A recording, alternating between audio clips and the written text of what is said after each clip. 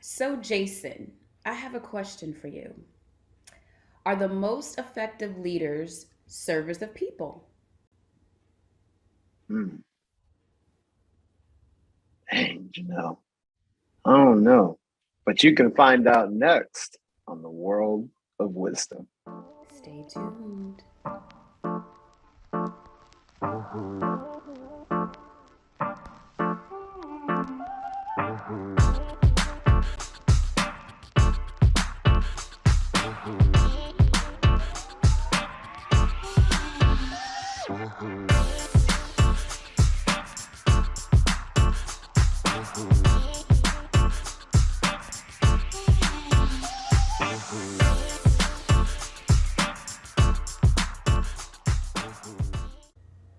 What's going on, everybody? Welcome to the World of Wisdom. My name is Jason Davis, and I'm here with my co pilot, Janelle Reid. What is going on, Janelle?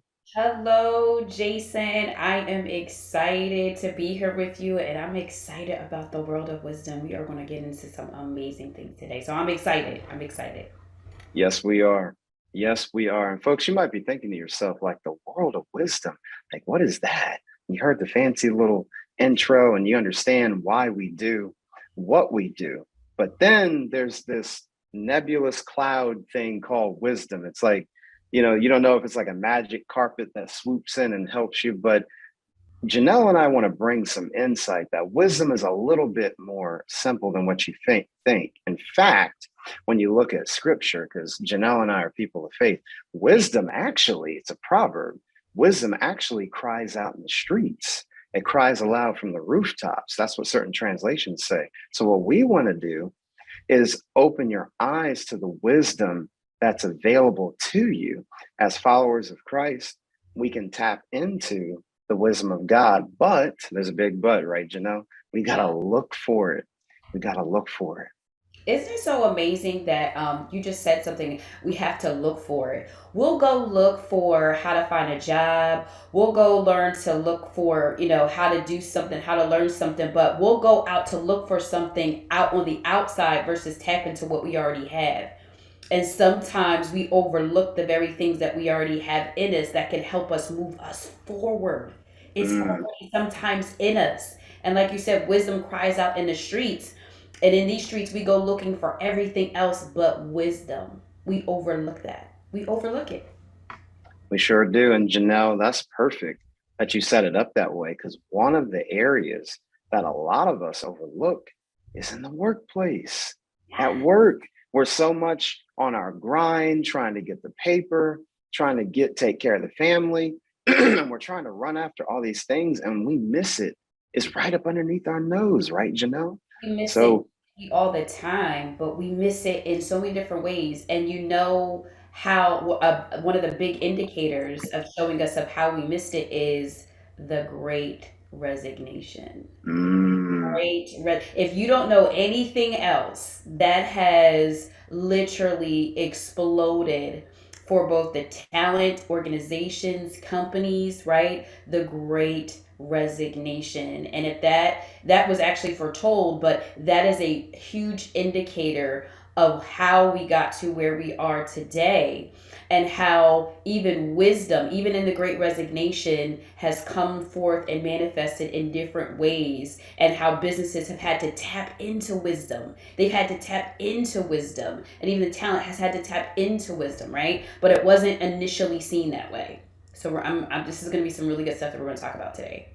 absolutely. So, folks, Janelle and I were talking offline. We're so excited. And when you talked about that, Janelle, about what it really means and how there had to be a shift. This was foretold years ago by a lot of different, certain consulting firms and whatnot. And now we're here. Now, none of us knew that the catalyst would be a pandemic. And, there's a crazy time. There's this culmination of racial injustice, economic uncertainty, and COVID-19. And then that whole combination caused people to think differently and say, you know what? When it comes to earning my income and what kind of company I want to work for, or if I want to start a business, people really just started taking and owning that probably a little bit more than ever in history. And so redefining prestige and then this war on talent, Janelle, let's talk a little bit more about that.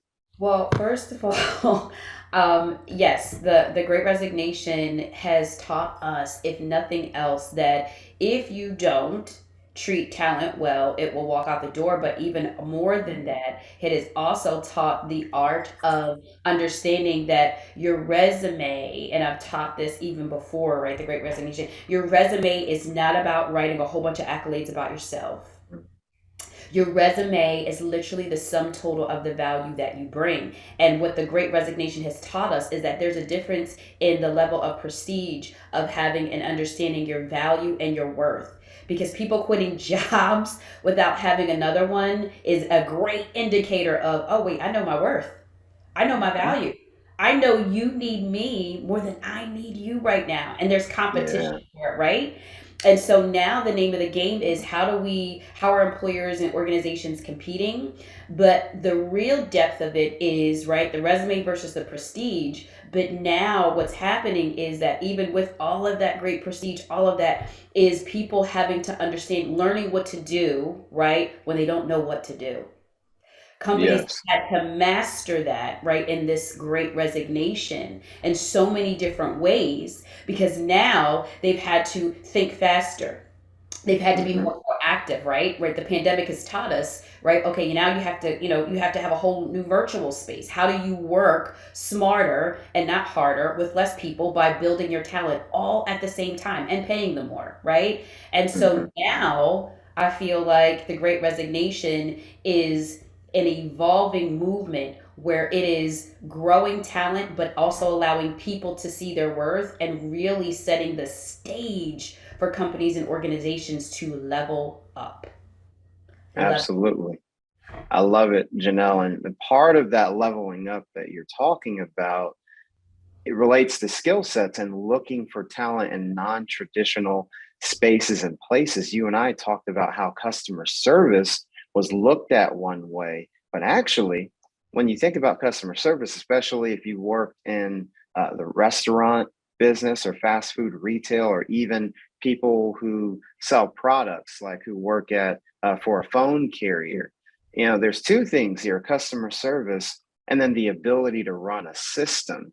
Those skill sets are being more valued than ever, because the old way, Janelle, was, well, Jason, Janelle, you didn't have this certain degree, you don't have this certain years of experience. But what one thing people forget is, in every business, there's a people component.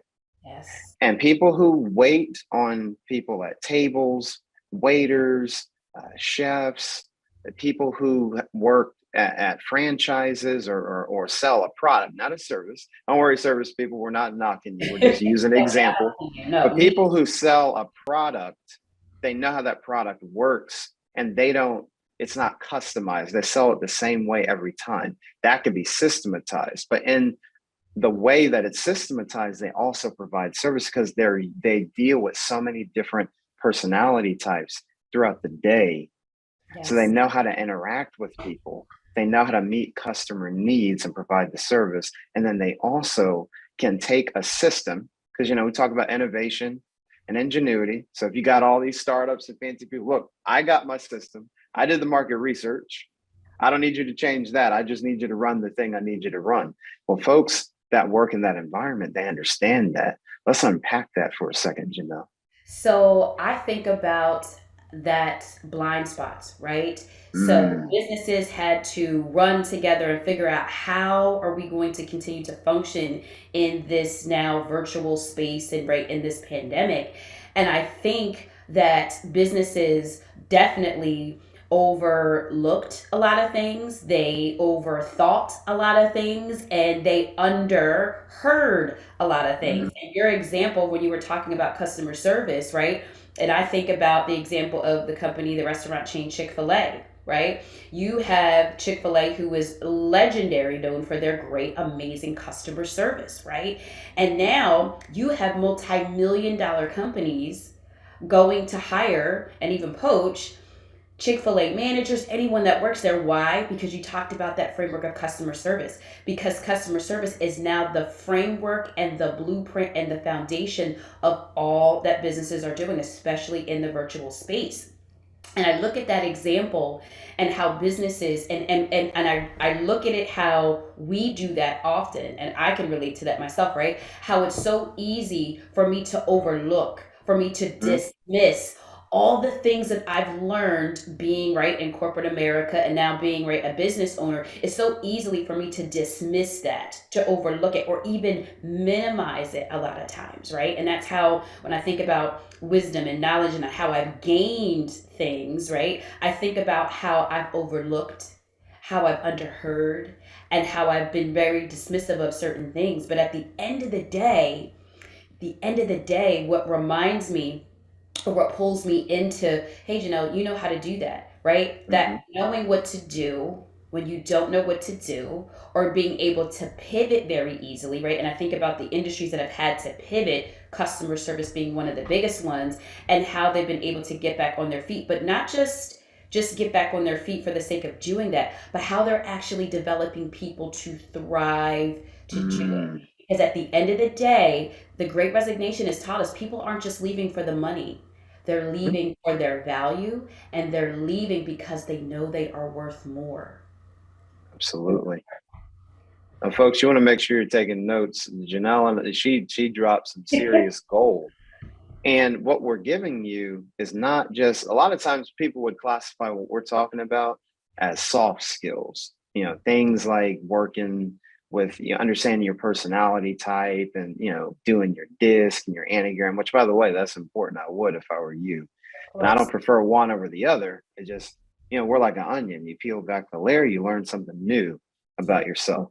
But these three things we do often in the workplace. So whether you are looking for talent or whether you're already in the market working in corporate, or if you're an entrepreneur, these are the little things. This is what we mean by wisdom cries out in the street. Overlooking something.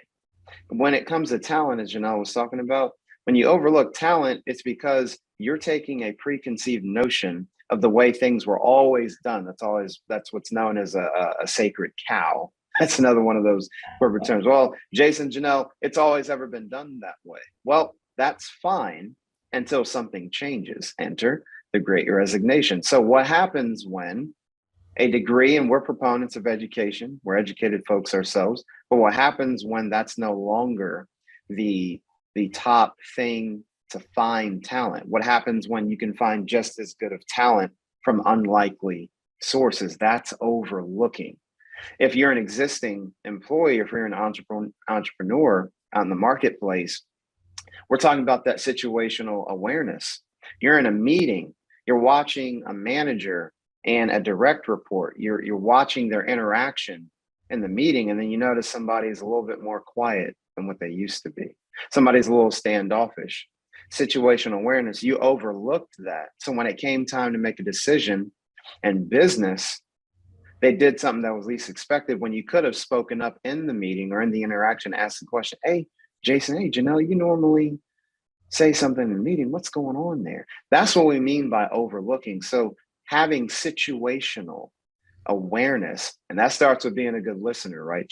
Yes, absolutely. Being a good listener. Jason, you brought up some really amazing points. I love, first of all, Jason, I love just how we just connect and vibe, because wisdom is our passion. Passionate about Yes. making sure that people have the same, are tapping into it. Hmm. It's not that you don't have it. It's not that it's not obtainable. It's that it's how do I tap into that? And I love the example that you gave, because some of the things that I am teaching corporations and businesses about is the overlooking, the perception, right? And even the Hmm. thinking, right? Yeah. We're both educated, both educated individuals. But what's happening in the market, on the war on talent, is that employers have only looked at the lens of talent through one singular focus or lens: Hmm. your greed, experience in that industry and field, right? And so now what I've been really spending time teaching them is, okay, you have to widen your net. Mm-hmm. To widen your net, because if nothing else, not just because of the great resignation, not just because of the pandemic, but you're going to have to learn how to cultivate talent in Yes. a different and meaningful way, which means that you're going to have to even build it. Sometimes you may even have to get it in first, right? And one of the examples is I love teaching this to some of my clients, where it's okay, let's rip apart what you think you know of what Mm-hmm. you need, and really look at your metrics in your business and look at the indicators to say, I get that you need a business analyst, right? But there are Mm-hmm. opportunities with job sharing and market development where you can marry them both together to get the experience of what you need. And instead of trying to go out and try to find five different positions, why don't you create it? Cultivate Mm-hmm. talent, right? So if you're not overlooking, yes, that person only may have some particular level of experience, but can you build that? Can you actually cultivate that?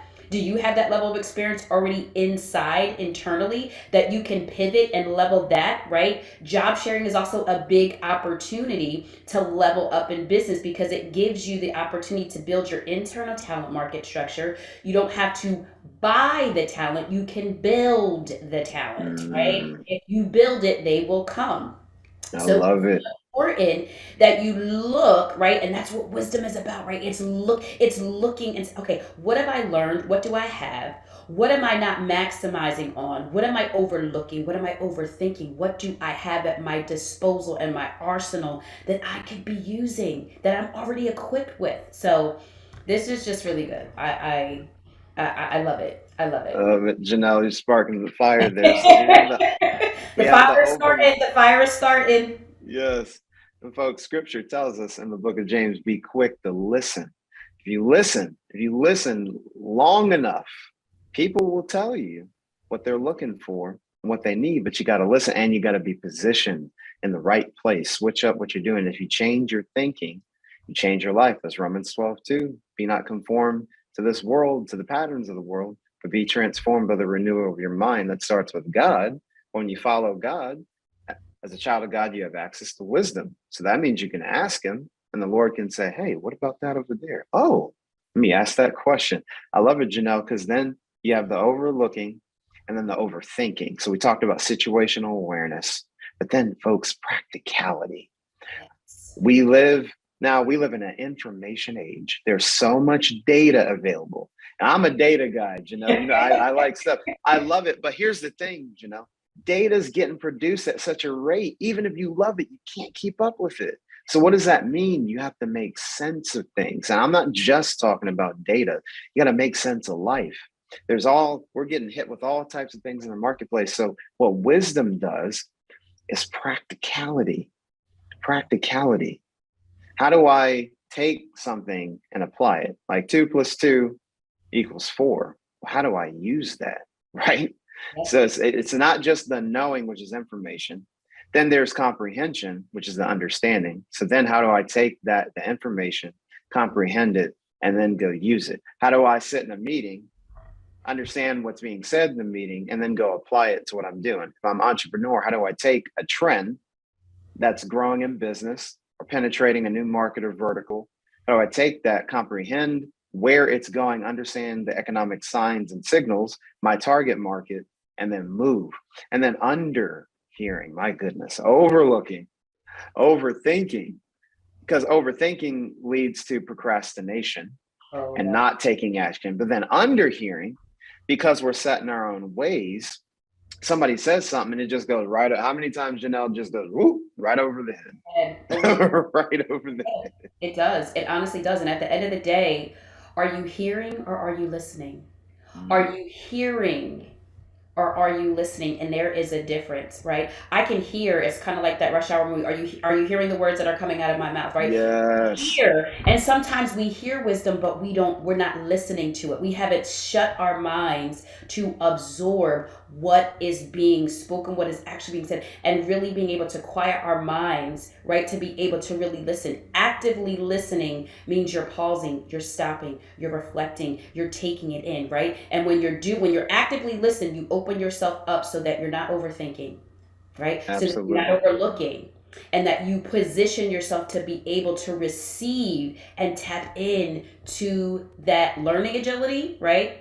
Hmm. Knowing what to do when you don't know what to do, and being able to listen for the cry of that wisdom in the streets. You'll be able to hear it, but then you'll be able to absorb it and actually be able to listen to it. And when you can listen to it, that's where the application comes in. Because now you become positioned to be a doer of the word. You can apply the wisdom of what you have. So I'm so excited about this, Jason. I hope this is something that has blessed you, because it blesses me. It always does. Every time I'm around you, I always get blessed.